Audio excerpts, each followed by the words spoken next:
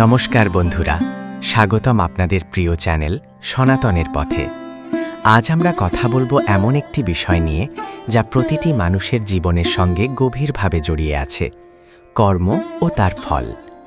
আমরা সবাই জীবনে সুখ চাই, শান্তি চাই, সফলতা চাই, কিন্তু কখনো কি ভেবে দেখেছি আমাদের প্রতিটি কাজেরই একটি প্রতিফল আছে?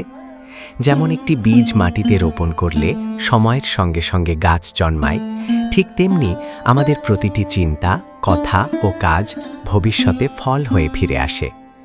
শ্রীমদ্ ভগবদ্গীতায় ভগবান শ্রীকৃষ্ণ বলেছেন, মানুষ যেমন কর্ম করে তেমন ফলই লাভ করে। আজ আমরা অনেক সময় ভাবি, আমি তো কারোর ক্ষতি করিনি, তবু আমার জীবনে এত সমস্যা কেন?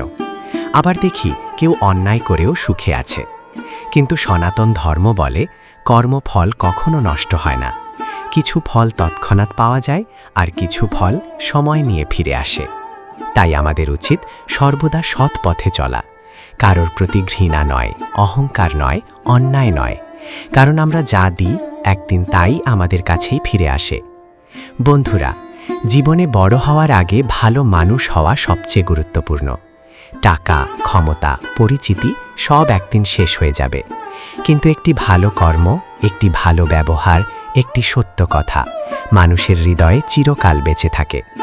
তাই আজ থেকেই চেষ্টা করুন প্রতিদিন অন্তত একটি ভালো কাজ করার। কাউকে সাহায্য করুন, কারোর মন ভাঙবেন না, এবং সর্বদা ঈশ্বরের প্রতি বিশ্বাস রাখুন।